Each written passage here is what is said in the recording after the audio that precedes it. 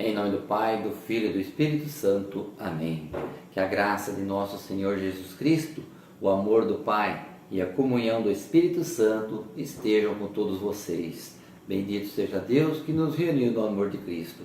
Irmãos e irmãs, bom dia. Que bom poder estar mais uma vez aqui nesta quinta-feira para aprendermos juntos com Jesus tudo aquilo que Ele tem a nos ensinar. Refletiremos então o trecho do Evangelho de São João. O Senhor esteja convosco e Ele está no meio de nós. Proclamação do Evangelho de Jesus Cristo segundo João. Glória a vós, Senhor. Naquele tempo, Jesus decidiu partir para a Galiléia. Encontrou Filipe e disse: segue-me. Filipe era de Betsaida, cidade de André e de Pedro. Filipe encontrou-se com Natanael e lhe disse: encontramos aquele de quem Moisés escreveu na lei, e também os profetas, Jesus de Nazaré, o filho de José. Natanael disse: de Nazaré pode sair coisa boa? Filipe respondeu: vem ver. Jesus viu Natanael que vinha para ele e comentou: aí vem um israelita de verdade, um homem sem falsidade. Natanael perguntou: de onde me conheces? Jesus respondeu: antes que Filipe te chamasse, enquanto estavas debaixo da figueira, eu te vi. Natanael respondeu: Rabi, tu és o Filho de Deus, tu és o Rei de Israel. Jesus disse: tu crês porque te disse, eu te vi debaixo da figueira. Coisas maiores que estas verás. E Jesus continuou: em verdade eu vos digo, vereis o céu aberto e os anjos de Deus subindo e descendo sobre o Filho do Homem. Palavra da salvação. Glória a vós, Senhor. Muito bem. É interessante como que a palavra de Deus ela é viva e rica na nossa vida. A cada instante, a cada dia que nós vivemos certas situações, a palavra de Deus sempre tem encaixe, a palavra de Deus sempre está apareada com aquilo que a gente vive. E aqui a gente vê nesse trecho do Evangelho de Jesus, narrado por São João, a hipocrisia das pessoas, como que as pessoas depositam a confiança nas outras conforme ela pesa financeiramente. Uma pessoa que tem uma certa posição social, que tem determinados cargos, gravata, elas têm uma visão dos outros, elas têm um peso. Um coitado que anda aí com a roupinha simples, muitas vezes um chinelinho quebrado, um tênisinho rasgado, esse é considerado como um lixo, como nada. Então esta é a visão de Natanael. Ué, mas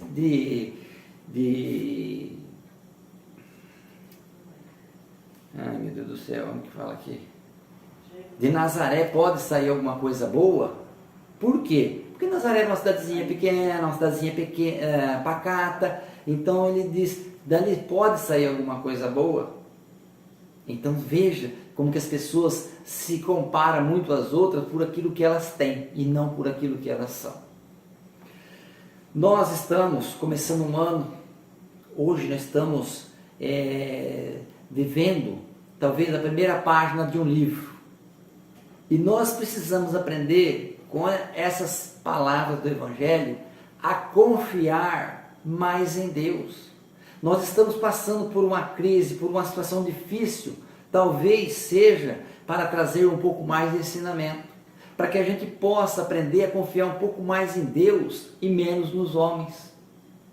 Porque o Evangelho tem a parte que diz: maldito do homem que confia no outro homem.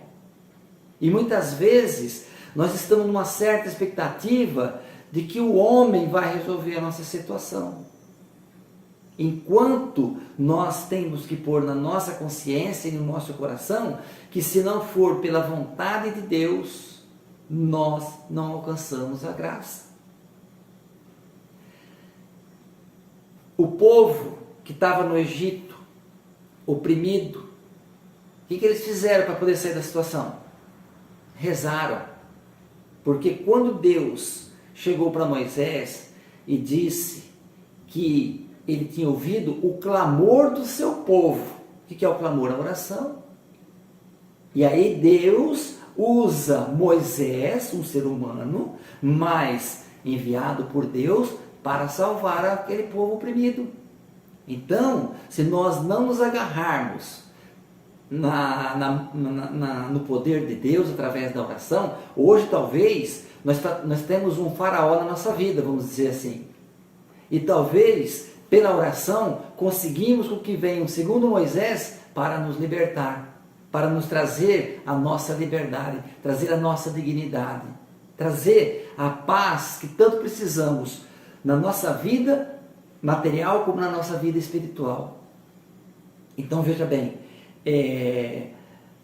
o Natanael não viu Jesus como um ser humano que podia ser o verdadeiro Deus, para que as coisas pudessem fluir na graça e na misericórdia. Ele já foi logo tendo conclusão por aquilo que ele aparentava ser. Então muitas vezes nós sofremos as consequências de uma falsa ilusão, de uma falsa esperança, porque muitas vezes nós não conhecemos e não buscamos saber qual é a vontade de Deus e o plano que Ele tem na nossa vida.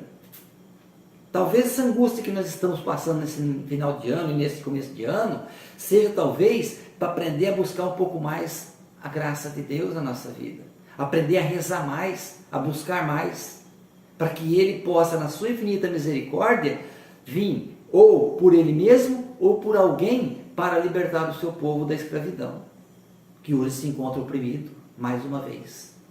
Então, meus irmãos, que esse Evangelho e os outros que temos pela frente, domingo nós temos já a Epifania, a manifestação de Deus. Então nós temos tanta riqueza dentro da nossa liturgia, dentro da nossa igreja, é só aprender a usar. Precisamos entendê-la e saber usar, para que a graça de Deus seja viável e repleta na nossa vida.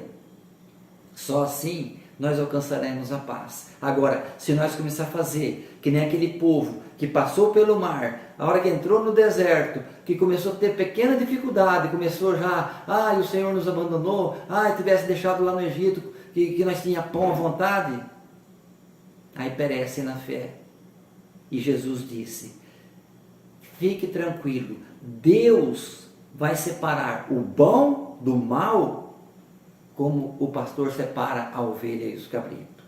Portanto, eu digo, todo pecado pelo qual tem os cúmplices faz parte do pecado. E todo aquele que faz parte de um pecado terá conta para acertar diante de Jesus Cristo. Então, meus irmãos, vamos pensar muito bem naquilo que a gente faz em cima dessa terra. Nós vamos passar pelo julgamento de nosso Senhor Jesus Cristo. Então, eu tenho consciência de que todos os meus atos, os meus pecados, eu vou prestar conta. Por mais que eu me confesse com o Padre, eu vou prestar conta deles. E todo mundo que participa de algo que leva um povo a ser oprimido, um povo a ser sacrificado, vai pagar a parcela dele também. Então, por isso que é bom a gente aprender o plano e o projeto de Deus, para que a gente sofra menos, para que a gente peque menos, para que a gente busque ser aquele ser humano que Deus criou como criatura dele, para saber respeitar, para saber amparar e para poder ajudar uns aos outros na sua magnitude celeste. Que esse começo de ano a gente possa ver de fato, não somente dia 8, mas através da oração, que a gente consiga ver essa epifania do Senhor, essa manifestação do Senhor todos os dias na nossa vida. Louvado seja nosso Senhor Jesus Cristo, para sempre seja louvado. O Senhor esteja convosco e Ele está no meio de nós. Por intercessão de nossa Mãe, Maria Santíssima, padroeira do Brasil, a bênção de Deus Todo-Poderoso, o Pai, o Filho e o Espírito Santo. Amém.